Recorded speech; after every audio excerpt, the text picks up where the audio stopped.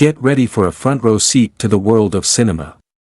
This is FK Bytes YouTube channel, your destination for thoughtful movie analysis and passionate reviews. Join us as we explore the magic that unfolds in every frame. Zodiac is a 2007 neo-noir mystery thriller directed by David Fincher from a screenplay by James Vanderbilt, based on Robert Graysmith's non-fiction book Zodiac, 1986, and Zodiac Unmasked, 2002.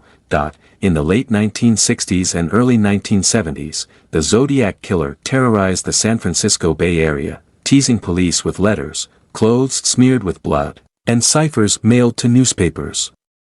The movie chronicles the manhunt for this murderer. One of the most notorious unsolved crimes in U.S. history is still this case. The Zodiac murders were the subject of an 18-month investigation and study by Fincher, Vanderbilt, and producer Bradley J. Fisher.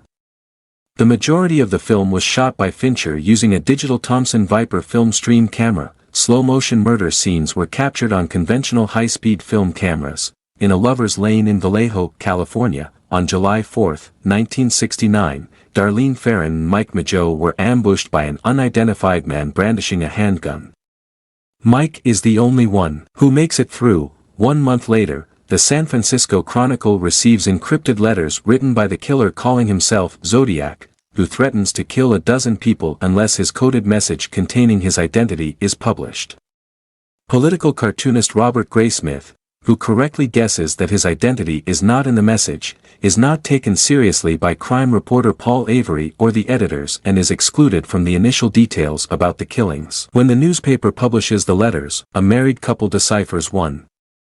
In September, the killer stabs law student Brian Hartnell and Cecilia Shepard at Lake Berryessa in Napa County. Cecilia dies 2 days later. At the office, Avery makes fun of Graysmith before they discuss the coded letters. Graysmith interprets the letter, which Avery finds helpful, and he begins sharing information. One of Graysmith's insights about the letters is that Zodiac's reference to man as the most dangerous animal of them all is a reference to the film The Most Dangerous Game, which features the villainous Count Zaroff, a man who hunts live human prey. 2 weeks later, San Francisco taxicab driver Paul Stine is shot and killed in the city's Presidio Heights district. The Zodiac killer mails pieces of Stine's blood-stained shirt to the Chronicle along with a taunting letter. San Francisco police inspectors Dave Toschi and his partner Bill Armstrong are assigned to the case by Captain Marty Lee and work closely with Vallejo's Jack Mulanox and Captain Ken Narlow in Napa. Someone claiming to be Zodiac continues to send taunting letters and speaks on the phone with lawyer Melvin Belli on the KGO-TV morning talk show hosted by Jim Dunbar. In 1971, detectives Toschi, Armstrong, and Mulanox question Arthur Lee Allen, a suspect in the Vallejo case. They notice that he wears a Zodiac wristwatch, with the same logo used by the killer, and Toschi thinks he is the killer. However, a handwriting expert insists that Allen did not write the Zodiac letters, even though Allen is said to be ambidextrous. Avery receives a letter threatening his life. Becoming paranoid, he turns to drugs and alcohol. He shares information with the Riverside Police Department that the killer might have been active before the initial killings, angering Toschi and Armstrong. The case's notoriety weighs on Toschi, who cannot sit through a Hollywood film, Dirty Harry. Loosely based on the Zodiac case, by 1978, Avery has moved to the Sacramento Bee. Graysmith persistently contacts Toschi about the Zodiac murders and eventually impresses him with his knowledge of the case. While Toschi cannot directly give Graysmith access to the evidence, he provides names in other police departments where Zodiac murders occurred. Armstrong transfers from the San Francisco Police Homicide Division, and Toschi is demoted for supposedly forging a Zodiac letter. Graysmith continues his own investigation, profiled in the Chronicle, and gives a television interview about the book he is writing on the case. He begins receiving phone calls from someone breathing heavily.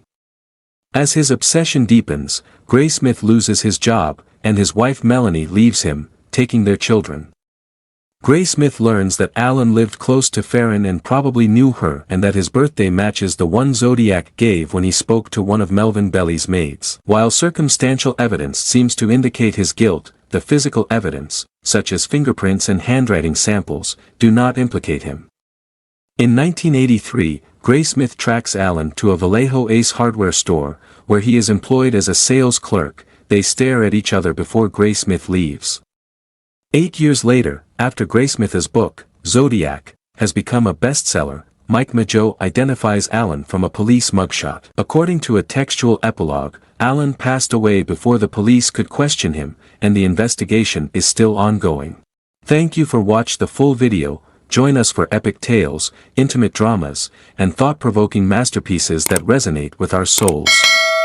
Don't forget to hit the notification bell, so you never miss an opportunity to dive into the captivating world of cinema.